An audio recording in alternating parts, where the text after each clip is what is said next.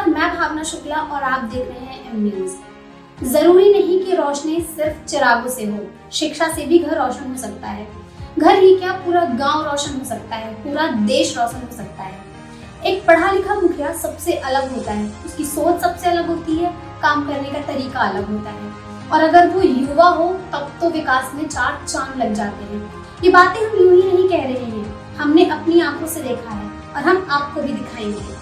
बुलंदशहर जिले के भाईपुर गांव के गौरव प्रधान, जो कि युवा भी हैं और शिक्षित भी हैं, वह अपने गांव की सुरक्षा, देखभाल, विकास कार्य, कोरोना से अपने गांव को बचाने में ताबड़तोड़ कोशिश कर रहे हैं। जबकि अभी उन्होंने शपथ भी नहीं ली है, फिर भी वो शासन प्रशासन से मिलकर जी जान लगाकर अभी से ही अपने गांव को खुशहाल बनाने में लगे हुए हैं।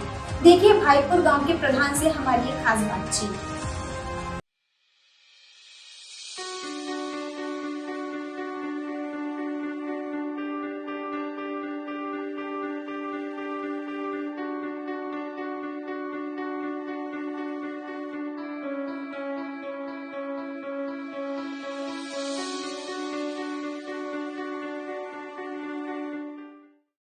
इस समय हम मौजूद हैं भाईपुरा गांव में और हमारे साथ जुड़ चुके हैं यहाँ के वर्तमान प्रधान गौरव जी। आपका बहुत बहुत स्वागत है हमारे चैनल की तरफ से। बहुत बहुत आपके सभी चैनल के दर्शकों को बहुत बहुत धन्यवाद है आपका और आपके सभी शुभचिंतकों का। गौरव जी, ये महामारी दिन प्रतिदिन बढ़ती जा रही है, एक नया रूप लेती जा रही है। इस महामारी से अपने गाँव को बचाने के लिए आप कितने तैयार हैं, क्या योजना बनाई है और क्या कर चुके हैं अब तक आप? देखिए, पूरा विश्व इस महामारी की चपेट में है, जैसा कि हम पिछले साल से इसको देखते आ रहे हैं।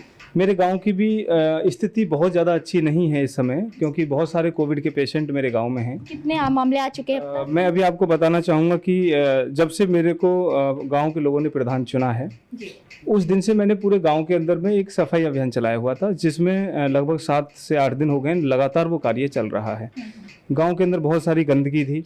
उसके बाद में मैंने पूरे गांव को कीटनाशक के और सैनिटाइजर के माध्यम से सैनिटाइज कराया है।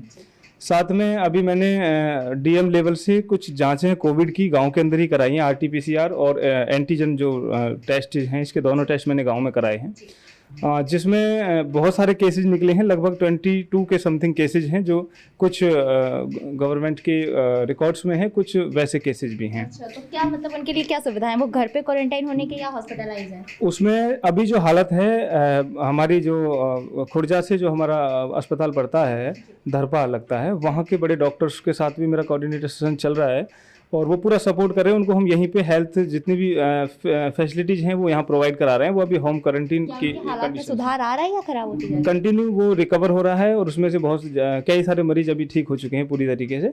कई सारे अभी थोड़ी सी हालत उनकी गंभीर है, मतलब इतनी ज़्यादा क्रिटिकल नहीं है। वैसे मेरी अभी 3rd स्टेज की तरफ में अगर ये महामारी बढ़ती है तो हमारी पूरी तैयारी है कि मैं अपने गाँव के एक भी पेशेंट को ऐसी स्थिति में नहीं जाने दूंगा कि उसकी मॉरलिटी या किसी भी तरीके से डेथ हो जाए।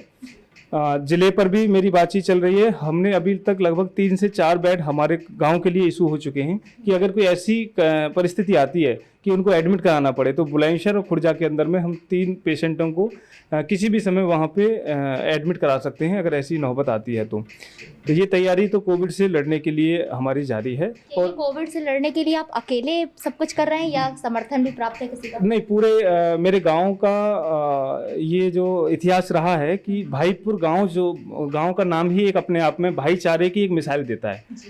और यहाँ जो भी कार्य होता है सब लोगों के सपोर्ट से होता है, युवाओं का, बुजुर्गों का बहुत बढ़िया आशीर्वाद और मेरे साथ में पूरा सपोर्ट उनका मिल रहा है। और ये तभी संभव हो पाया है, इतना बड़ा कार्य जो मैं कर रहा हूँ और इतनी बड़ी लड़ाई को, इतने बड़े चैलेंज को हम लोग फेस कर रहे हैं बहुत अच्छे तरीके से। तो मुझे उम्मीद है कि मेरे गाँव में कोविड का बहुत इफेक्ट नहीं पड़ने वाला है। तो चाहे 3rd राउंड भी आएगा तब भी हम इससे निपट पाएंगे बहुत आसानी से। और गांव के लोग भी काफ़ी इसमें अंडरस्टैंडिंग दिखा रहे हैं और वो काफ़ी सपोर्ट कर रहे हैं इसमें जी। और मास्क वगैरह बंटवाया है और लोगों को जागरूक कैसे कर रहे हैं आप? अभी फिलहाल मेरा सैनिटाइजर का जो कोविड के पेशेंट हैं उनको घर पे उनकी मेडिसिन और उनके घर को मैंने सैनिटाइज कराया है और उनको ज़रूरत पड़ने पे सैनिटाइज भी मैं उपलब्ध करा रहा हूँ। मास्क की मेरी प्रक्रिया चल रही है कि नेक्स्ट टाइम मैं अभी जल्दी मास्क भी वितरित करने का प्रोग्राम बना रहा हूँ गाँव के अंदर में, क्योंकि अभी आपको पता है कि चुनाव हुए हैं, उसके बाद में अभी शपथ भी नहीं हुई है, कोई चार्ज वगैरह कुछ ऐसा खास नहीं है।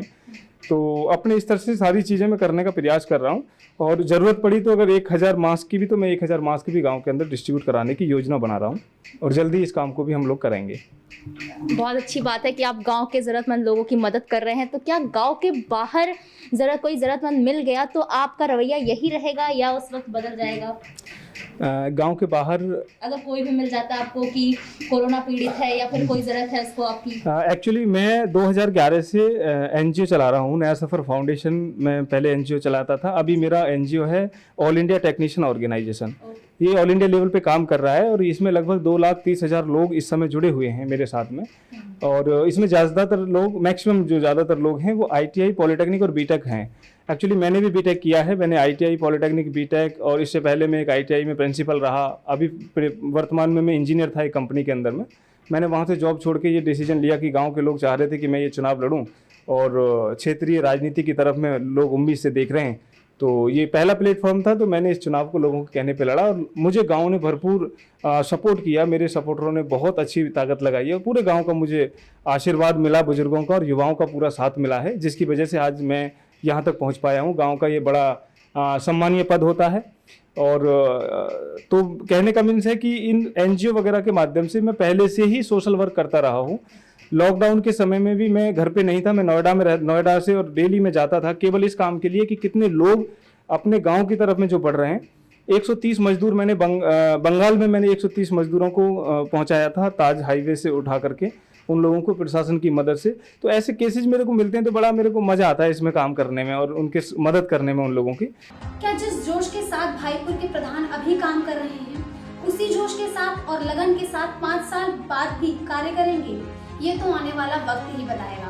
फिलहाल के लिए इतना ही, मुझे दीजिए इजाजत और आप देखते रहिए M News। If you like this video, hit the like button and press the bell icon to never miss an update from M News.